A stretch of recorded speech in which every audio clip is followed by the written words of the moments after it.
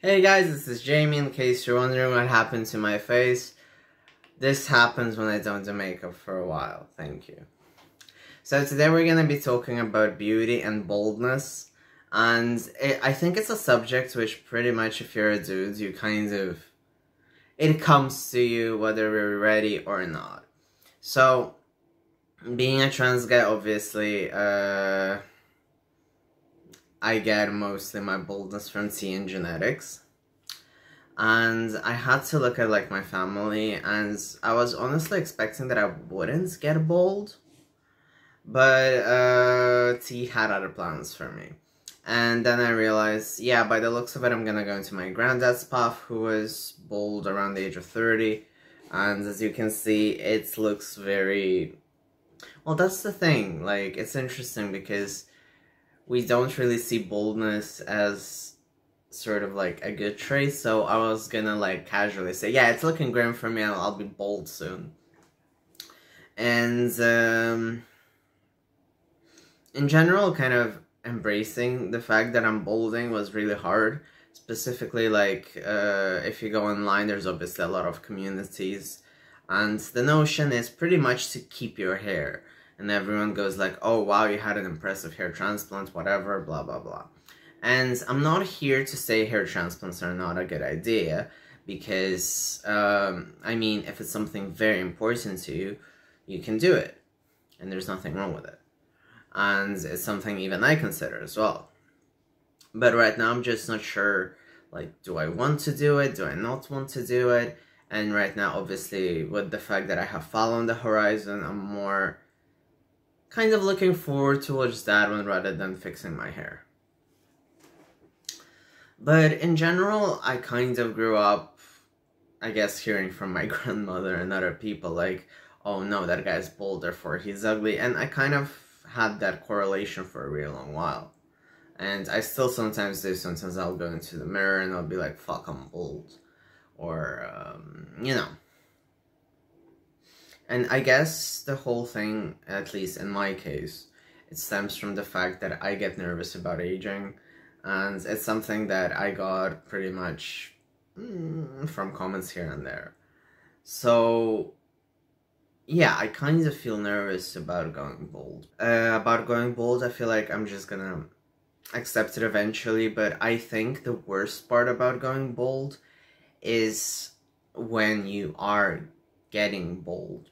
Because you're like, do I grow it? Do I wait and see if a miracle happens? Do I wait and see until it all falls out? Do I wear it with some dignity?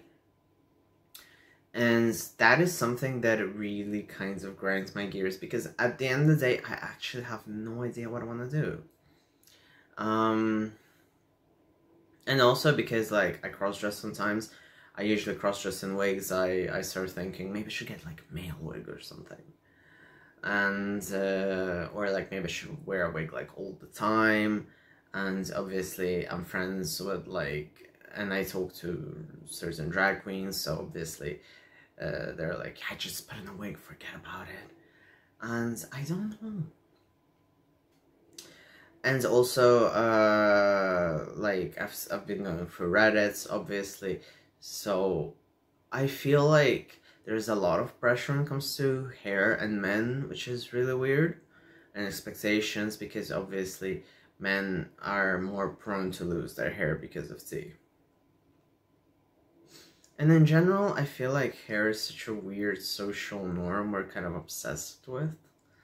Like, I mean, back hair.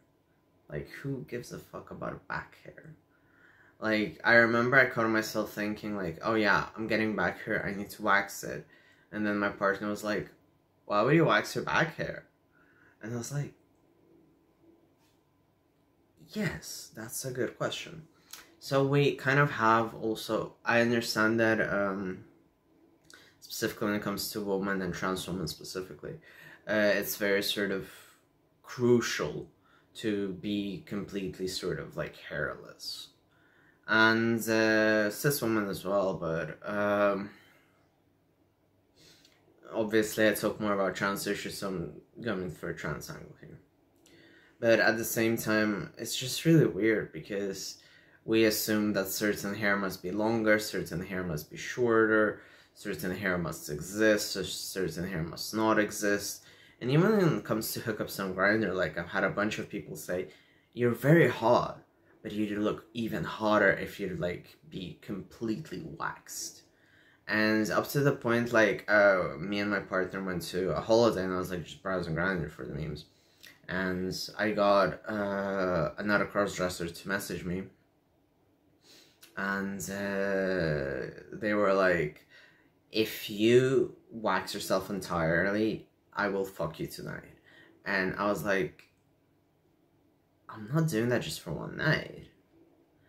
And he was like, well, if you shave or wax, whatever, remove your hairs, then like I'll give you the pleasure of fucking me or whatever. And I was like, I'm not gonna do that for one night. Then I'll have to wait for it to grow back. I really like my body hair. I mean, it's seen. I'm really hairy. Besides my head obviously. But in general, I feel like because we get so nervous about certain sort of aspects of beauty or like how we need to look.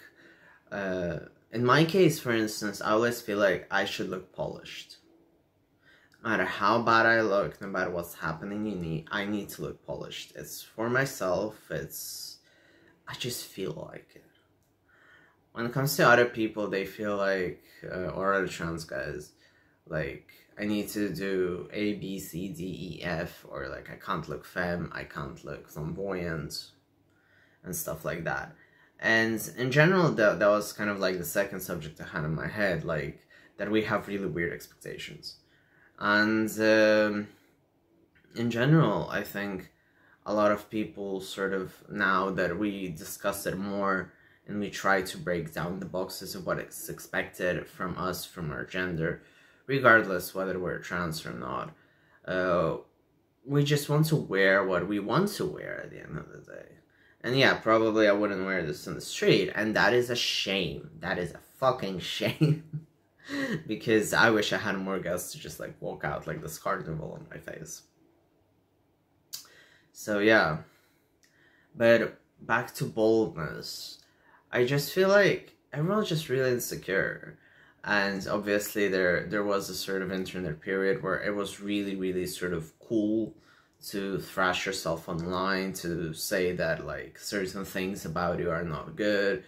There was sort of this comedy, which was literally jokes based on like life sucks, ha ha ha.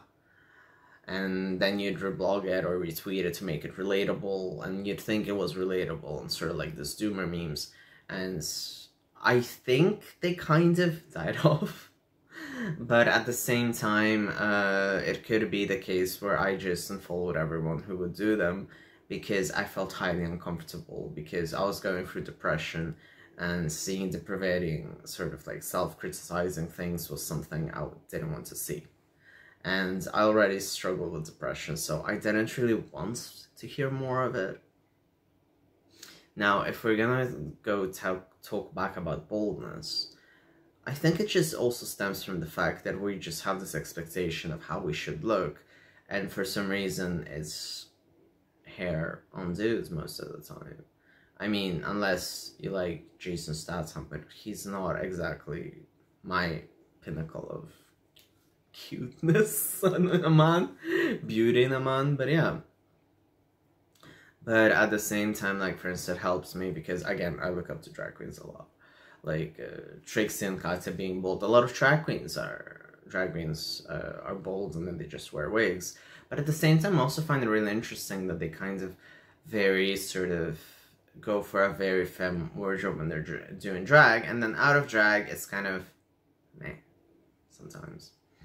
Because, like, even in my time when I consider doing drag, or when I just feel like I wouldn't be able to do a persona or anything like that, because I just feel like it's still me with makeup. So yeah. Well, I hope that made sense. So yeah, I'm sorry that this video ended up being a teensy bit shorter than I expected, but at the end of the day, it looks like I just wanted to say that the boldness and this sort of insecurity about boldness just because people think that bold is not pretty. And we just need to show our middle finger to that. If you want to be bold, be bold. If you don't want to be bold, you can do something about it. If you can't do something about it right now, you maybe will be able to do something about it later. But at the end of the day, it's really just hair. So we need to sort of pay less attention to that. And I understand that in this day and age, it's very difficult to do that, but we ought to. There's far more serious things happening there. And even sometimes I feel like I talk about really sort of easy topics when maybe I should be covering something more difficult. But yeah, thank you very much for watching. If you enjoyed this video, please give it a thumbs up. If you enjoyed this video, or if you like my content, please subscribe. It helps me more than it helps you. And yeah, thank you very much for all the love I've been getting recently. And yeah, I just feel very, very, very touched by everyone's love, and very, very sort of, it makes me even a bit anxious because it's really nice to feel a bit appreciated. Thank you.